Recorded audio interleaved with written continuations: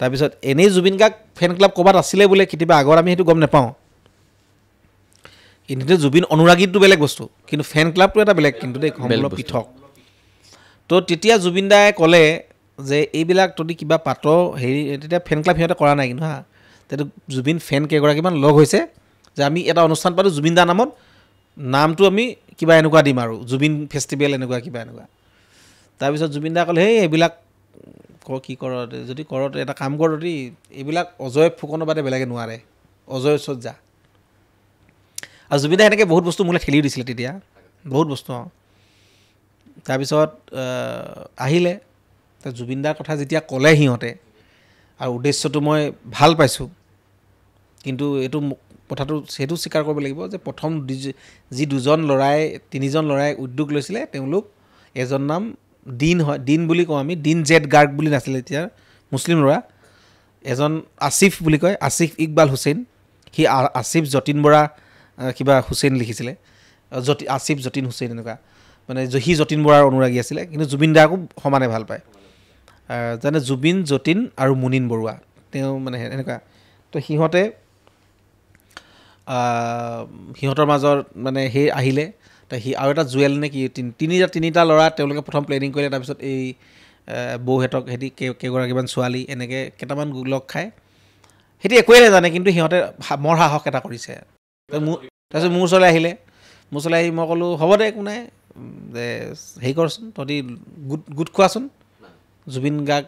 মানে ফেন কিমান আছে যিমানখিনি হয় তাৰপিছত সিহঁতে এই শ্ৰদ্ধাঞ্জলি কাৰণত এখন মিটিং দিলে তাৰ মিটিঙত মই গ'লোঁ সিহঁতি মোৰ কাৰণে 2 ঘণ্টা ৰখিছে কিন্তু সেইদিনা মানে সেইটো ফাৰ্ষ্ট অফিচিয়েল নহয় তেতিয়া একো নাই সিহঁতি মিটিং এখন দিছে যে পাতিম বুলি তাৰপিছত মই ক'লোঁ য়েছ পাতা মই আছোঁ বুলি ক'লোঁ তাৰপিছত মই আছোঁ বুলি ক'লোঁ আৰু পাতা বুলি ক'লোঁ তাৰপিছত তেতিয়া মোৰ ষ্টুডিঅ' আছিল তাৰপিছত মোৰ ষ্টুডিঅ'টো অফিচ হৈ গ'ল অনুষ্ঠানটো তাৰপিছত আমি নাম দিলোঁ জুবিন গাৰ্গ ফেষ্টিভেল মই দিলোঁ নাম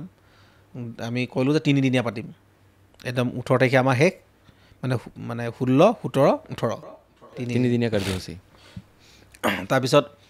তেনেকৈ হেৰি কৰিলোঁ বাজেট হেৰি কৰিলোঁ গোটেইখিনি আমি নিজে নিজে পইচা তুলিলোঁ তাৰপিছত মোৰ পকেটৰ পইচা বহুত গৈছে তাতে মোৰ পকেটৰ পইচা গৈছে কোনো হেল্পো কৰিছে বৃন্দাবন থিয়েটাৰ প্ৰযোজক তেতিয়া আছিল গণেশ ৰায়মেধি তেওঁ অলপ চলপ হেল্প কৰিছে কিন্তু মোৰ নিজৰ পকেটৰ বেছিভাগ পইচা মোৰে গৈছে তাৰপিছত মই কিন্তু পাতি দেখালোঁ মানে মোৰ লাষ্ট দিনা মোৰ মাত নাছিলেই মানে মাত নোহোৱা হৈ গৈছে মানে ইমান কষ্ট আৰু লাখ মানুহ হৈছিল ন আৰু সেইটো এটা মানে অবিশ্বাস্যটো এনেকুৱা এটা পৰিৱেশ এনেকুৱা এটা ঘটনা কৰিব পৰাটো আৰু এটা জীৱন্ত কালত মানুহ এটা সন্মান দিয়া আৰু সন্মানটো আমি একদম মানে ৰজাৰ দৰে দিছোঁ মানে জুবিন গাৰ্গ সঁচাকেই যে ৰজা তো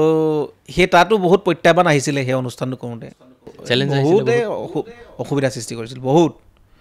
তাৰপিছত আমাৰ তাতে কিন্তু সহযোগ এতিয়া কম্পিটিশ্যন 1500 জুবিন গাৰ্গৰ গানৰ কম্পিটিটৰ হ'ল ডান্সৰ সেনেকৈ 1500 এতিয়া 3000 ল'ৰা ছোৱালীয়ে মানে প্ৰতিযোগিতা কৰিছে মানে পাৰ্টিচিপেণ্ট কৰিছে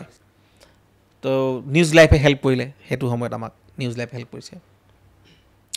তাৰপিছত অনুষ্ঠানটো বহুত ডাঙৰ হৈ গ'ল গোটেই চেনেলখিনি যেতিয়া অসমত এতিয়া DY প্ৰাগ আমাৰ নিউজ লাইভ এইবিলাক চেনেল আহি গ'ল তো বহুত প্ৰসাৰ হ'ল অনুষ্ঠান হ'ল হেৰি হ'ল আৰু মানে আমি 4-5 মাহ টাইম লৈছোঁ তেনেকৈ হ'ব অনুষ্ঠানটো হ'ব মানুহৰ বহুত উৎকণ্ঠা তাৰপিছত সেই অনুষ্ঠানটো হ'ল তাৰপিছত আমি তেতিয়া সেই যে অনুষ্ঠানটো পাতিব লাগে তেতিয়াই তাৰমানে এই কিবা কিবি অলপ কাগজ পত্ৰত হেৰি লাগে যে প্ৰেচিডেণ্ট ছেক্ৰেটাৰী লাগে পাৰ্মিশ্যন ল'বৰ কাৰণে সেনেকৈ তেতিয়া আমি জুবিন গাৰ্গ ফেন ক্লাব এটা নাম দি কিনে হেৰি কৰিলোঁ ফেন ক্লাব এটা গঠন কৰিলোঁ তেতিয়া ফেন ক্লাবৰ সেই অনুষ্ঠানটোৰ কাৰণে সিহঁতে ক'লে প্ৰেচিডেণ্টটো আপুনি আহক মানে হেৰিটোৰ মানে সেই ফেন ক্লাবৰ তেতিয়াৰ মানে সেই অনুষ্ঠানটো পাতিবৰ কাৰণে তাৰপিছত আমি আকৌ এটা ফেন ক্লাব কৰিলোঁ বেলেগ মানুহক দি কিনেও আৰু এটা ফেন ক্লাব কৰিলোঁ তো অনুষ্ঠানটোৰ লগত গোটেইখিনি তেতিয়া আমি অসমৰ বিভিন্ন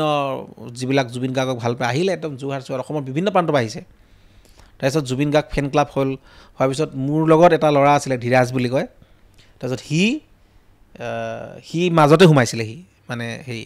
সি আকৌ মানে জুবিন গাৰ্গ অজয় ফুকন আৰু হিমন্ত বিশ্ব শৰ্মা 3টা মানুহক ভাল পায় জীৱনত 3টা মানুহৰ 3টা মানুহৰ মানে